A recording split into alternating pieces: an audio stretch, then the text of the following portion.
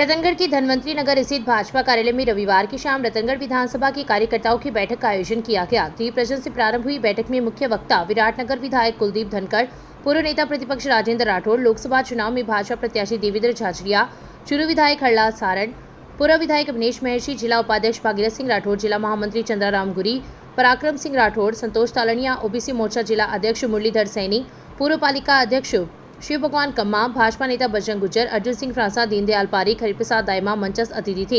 इस दौरान विधायक धनखड़ ने कहा कि 22 मई को प्रधानमंत्री नरेंद्र मोदी देशनों की पावन धरती पर आ रहे हैं। यह पूरे प्रदेश और विशेष रूप से बीकानेर संभाग के लिए बहुत ही प्रसन्नता का विषय है। हम सब कार्यकर्ताओं को पूरे उत्साह के साथ उनके स्वागत में बड़ी संख्या में देशनों पहुंचना है, जिसके लिए उन्होंने कार्यकर्ताओं की संभावित संख्या की जानकारी भी ली। नेता प्रतिपक्ष राजेंद्र राठौड़ ने कहा कि प्रधानमंत्री नरेंद्र मोदी के नेतृत्व में देश सुरक्षित हाथों में है। भारतीय जनता पार्टी की सरकार ने बीते 11 वर्षों में सैन्य शक्तियों को सशक्त करने और आधुनिक हथियारों से संपन्न करने में कोई कसर नहीं छोड़ी है और उसी का परिणाम है कि आज भारत दुश्मन देशों के नापाक हमलों पर उचित जवाब दे रहा है। पूर्व विधायक अवनीश महर्षि ने कहा कि ऑपरेशन सिंदूर भारत के स्वाभिमान का परिचायक है। प्रधानमंत्री नरेंद्र मोदी ने देशवासियों में उच्चतम आत्मविश्वास का बीजारोपण किया है। बैठक को अन्य कई भाजपा नेताओं ने भी संबोधित किया। सुशील इंदौरिया के संचालन में हुए कार्यक्रम में काफी संख्या में कार्यकर्ता उपस्थित थे। तहसील के गांव लूज के कालका माता मंदिर में चल रही भागवत कथा की 5वें दिन कथावाचक संजय महाराज ने कहा कि संकट के समय भगवान को सब याद करते हैं, लेकिन हर पल भगवान को याद करे तो संकट नजदीक नहीं आते। उन्होंने कहा कि आज की युवा पीढ़ी अपने कर्तव्य से विमुख होती जा रही है। अगर वह अपना समय धर्म व माता पिता की सेवा में समर्पित करे तो उनका जीवन सुधर सकता है। 5वें दिन कथा में रविवार को विभिन्न प्रकार की झांकियां सजाई गई तथा भगवान कृष्ण की बाल लीलाओं का वर्णन करते हुए कृष्ण जन्म की बधाई का उत्सव मनाया गया। इस मौके पर काफी संख्या में ग्रामीणजन उपस्थित थे। तहसील के गांव रत्नादेसर की रोही में स्थित श्री शक्ति दादी मंदिर प्रांगण बामणीत में चल रही 7 दिवसीय श्रीमद् भागवत कथा ज्ञान यज्ञ की 5वें दिन रविवार को कथावाचक ने भगवान कृष्ण की बाल लीलाओं पर प्रकाश डाला। संत कुंभ भारती के सानिध्य में चल रही कथा में व्यासपीठ पर विराजमान पंडित नारायण सारस्वत ने कहा कि जब हम भगवान की ओर एक कदम बढ़ाते हैं तो उसके बाद का मार्ग आसान हो जाता है, लेकिन एक कदम बढ़ाना बहुत मुश्किल होता है। इसके लिए मन में श्रद्धा भाव एवं ईश्वर पर अटूट विश्वास होना बहुत जरूरी है। उन्होंने कहा कि भगवान श्री कृष्ण तन रूपी मटके से मन रूपी माखन को चुराते हैं। माखन चोरी की लीला का उद्देश्य अज्ञानता दूर कर ज्ञान की प्राप्ति करवाना था। इस लीला के माध्यम से भगवान कृष्ण ने गोपी रूप जीव को अज्ञानता से मुक्त किया और उन्हें ज्ञान का प्रसाद दिया। उन्होंने कहा कि भगवान कृष्ण की शरण में जाने से अज्ञानता और दुखों से मुक्ति मिलती है और परमानंद की प्राप्ति होती है। महाराज ने कहा कि इस लीला का सार यह है कि जब कोई मनुष्य भगवान को शुद्ध हृदय से समर्पण करता है तो श्री कृष्ण प्रेम व करुणा से जीव का कल्याण करते हैं। भगवान श्री कृष्ण ने अपनी बाल लीलाओं के माध्यम से समाज में व्याप्त अमीरी गरीबी ऊंच नीच की भावना को समाप्त कर समरसता बनाते हुए प्राणी मात्र में ईश्वर सत्ता दर्शन की भावना का उपदेश दिया है। कथा के प्रारंभ में मुख्य यजमान संतोष कुमार शर्मा व महावीर प्रसाद सारस्वत दंपति ने व्यासपीठ की पूजा अर्चना की। मंदिर समिति के कोषाध्यक्ष मुरलीधर सारस्वत ने आगंतुकों का आभार प्रकट किया। इस अवसर पर दिनेश कुमार तावड़िया, अभी कुमार मोट, जयप्रकाश मोट, गौरीशंकर उपाध्याय, द्वारका प्रसाद सारस्वत, नरेंद्र सिंह राठौड़, गोपीराम सारस्वत, मनोज कुमार सारस्वत सहित सैकड़ों की संख्या में महिला व पुरुष श्रद्धालु उपस्थित थे। तहसील के गांव बशारा में संत रामपाल महाराज के सत्संग का आयोजन रविवार को एलईडी के माध्यम से हुआ। इस दौरान महाराज ने कहा कि तत्व ज्ञान से ही मनुष्य सृष्टि रचना से ब्रह्म पर ब्रह्म व पूर्ण परमात्मा की यथाशक्ति स्थिति से परिचित हो सकते हैं तथा उनके सतमंत्र शास्त्र अनुकूल विधि द्वारा करके इस लोक में भी सुख व मोक्ष की प्राप्ति कर सकता है। महाराज ने कहा कि सत्संग में बिताया गया कुछ समय तब के हजारों वर्षों के बराबर है, इसलिए व्यक्ति को सत्संग में भाग लेकर प्रभु का नाम जपना चाहिए। इस अवसर पर ललित प्रजापत, मेहुल शर्मा, हीरालाल नैन, राजेंद्र सिंह राठौड़, बिजलाल थोरी, मनीष जाट, मदनलाल जांगीर, शंकरलाल मेघवाल, हनुमान सिंह राठौड़, गिरधारी शर्मा, कालूराम शर्मा, प्रदीप सैनी, लक्ष्मी शर्मा, सरोज प्रजापत, कंचन माली, सुनीता रेगर, बेबी राजपूत, रजना जाट, अन्ना शर्मा सहित काफी संख्या में लोग उपस्थित थे।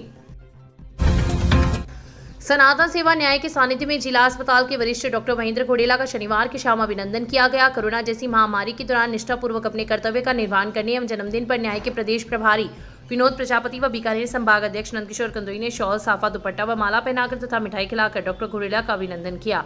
इस अवसर पर सेवा न्यास के कार्यकर्ता नारायण चौधरी, संतोष जोशी, उमाशंकर उपाध्याय, गजेंद्र महर्षि, हिमांशु कंदोई, गौरव चोटिया सहित कई लोग उपस्थित थे।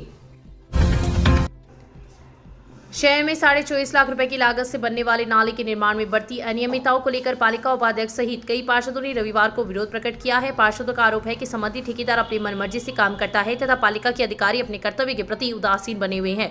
मामला शहर के वार्ड संख्या 34 में चूरू सड़क मार्ग स्थित कब्रिस्तान के पास का है। इस मार्ग पर वैद्य लक्ष्मीनारायण शर्मा के मकान से लेकर राजकीय पशु चिकित्सालय के सामने तक करीब 500 मीटर की दूरी का नाले का निर्माण कार्य चल रहा है और इस नाले को ड्रेनेज योजना के चैम्बर से भी जोड़ा जाना है ताकि वार्ड संख्या 34 और 35 का गंदा पानी परवाना ताल में बने समफैल में पहुंच पाए।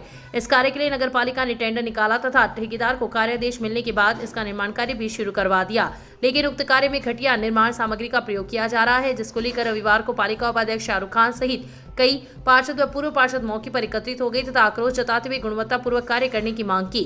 पार्षदों के आक्रोश को देखते हुए पालिका के एएन विकास मीणा व जेएन अंकित सैनी भी मौके पर पहुंचे तथा गुणवत्तापूर्वक कार्य करने के आदेश दिए। पार्षद मुख्तियार खान व आरती महर्षि ने बताया कि निर्माण कार्य में सीमेंट का उपयोग नहीं के बराबर किया गया है, जिसके कारण ईंटें अपने आप निकल रही है। वहीं वैद्य लक्ष्मीनारायण शर्मा के मकान से जलदाय विभाग के एक्शन कार्यालय तक पूर्व में ही नाले का निर्माण है, जिसे नाले में जोड़कर पूरा भुगतान उठा लिया जाएगा, जिससे स्पष्ट होता है कि इस भ्रष्टाचार में अधिकारियों की भी लिप्तता है। इस समस्या को लेकर शीघ्र ही एसडीएम व जिला कलेक्टर से शिकायत करते हुए निर्माण कार्य की जांच की मांग की जाएगी। आज अनिता जी महर्षि के बुलाने पर और वार्डवासियों के द्वारा शिकायत करने पर, यहाँ पे जांच करने पर और देखा गया कि नाला का निर्माण किया जा रहा है, जिसमें गुणवत्ता के नाम पर केवल उनको भ्रम रखा गया है और गुणवत्ता जीरो है। भ्रष्टाचार के नए नए आयाम स्थापित करने के नगर पालिका में होड़ मची हुई है। आज यहाँ पर आगे पर एएन साहब को बुलाया, उन्होंने जांच की तो उन्होंने कहा देखो अब आगे से तो निर्माण करेंगे, उसमें सीमेंट की और उसकी बजरी की व्यवस्था सही कर देंगे। और स्थिति यह है कि यहाँ पर सार्वजनिक कब्रिस्तान की दीवार है जिसको डैमेज किया गया है और ठेकेदार को कहने पर कि उसको सही करेंगे, नगर पालिका द्वारा कर देंगे और नगर पालिका के अधिकारी को बुलाने पर देखेंगे अब क्या होता है। और स्थिति ये है कि नाले के निर्माण में गुणवत्ता जीरो है और भ्रष्टाचार किया जा रहा है और बार बार अवगत कराने पर किसी प्रकार की कोई रिस्पॉन्सिबिलिटी लेने के लिए तैयार नहीं है। ठेकेदार किसी भी पार्षद या जनप्रतिनिधि सुनने की तैयार नहीं है, तानाशाही कर रखी है और बजरी उसको सीमेंट नाम से नहीं है। अब इसकी कार्रवाई के लिए आगे ईओ साहब को और एसडीएम साहब को लेटर लिखेंगे कि उन पे ठेकेदारों पे और उनको कार्रवाई की जाए और उसको नाले को बंद किया जाए और जो सार्वजनिक जो है ये कब्रिस्तान उसकी रोड उसकी दीवार को सही कराया जाए। वार्ड नंबर 34 में ये लक्ष्मीनारायण जी बैस जी के घर से लेकर कब्रिस्तान में नाला बनाने की योजना बताई इन्होंने, लेकिन ये पीछे से तो काम चालू किया नहीं है। मेरे हिसाब से ये वही नाली दिखाएंगे और इसमें बजरी दिख रही है, सीमेंट का नाम नहीं है। नहीं ये सूचना देते हैं अपना आप जो काम कर रहे हैं और आगे तक ही ऐसे कर रहे हैं। ये कहते हैं कि हमने उनको पेमेंट दे दिया है, कमीशन होता है वो दे दिया है, ठेकेदार का कहना है ये। तो इससे हम क्या करें, ये तो है ना काम खराब कर रहे हैं, तो इसमें हम तो पैसे लेते नहीं है। जब खड़े हो जाते तो यहाँ के आप काम करो, आपको मतलब नहीं है, आप जाओ। वो जीएन आए थे वो चले गए यहाँ पर। अब हम चाहते हैं कि ये एसडीएम साहब से और कलेक्टर साहब को जांच कराई जाए इस सामान की, ताकि ये इनका।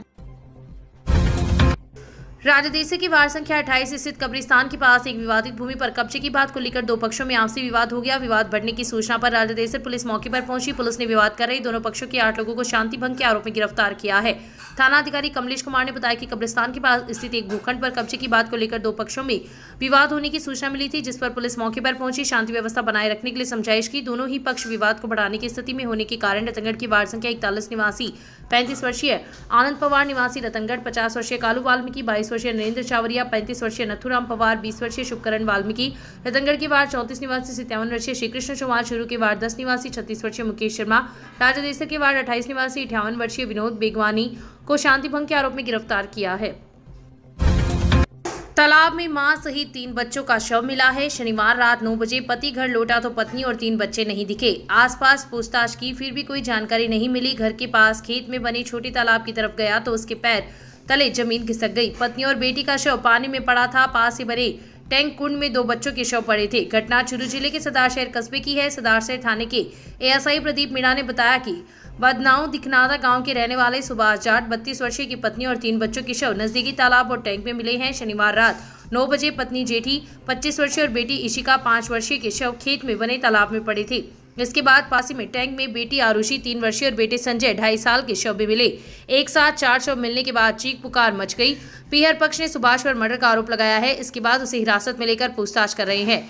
घटना से गांव में शोक की लहर है। देर रात सदाशहर पुलिस को घटना की सूचना मिली। सदाशहर थाने के ASI Pradeep Meena police team के साथ मौके पर पहुंचे। ग्रामीणों की मदद से सभी शवों को बाहर निकाला। शवों को सदाशहर के सरकारी अस्पताल की मोर्चे में रखवाया गया है।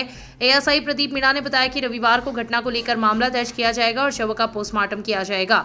पूछताछ में सामने आया कि महिला जेठी का पीहर सदाशहर के भादासर उतरादा गांव में है। सदाशहर के भादासर उतरादा गांव निवासी जेठी के भाई डूंगरमल ने बताया कि बहन जेठी के पति सुभाष ने 7 दिन पहले भी बहन और बच्चों को जान से मारने की धमकी दी थी।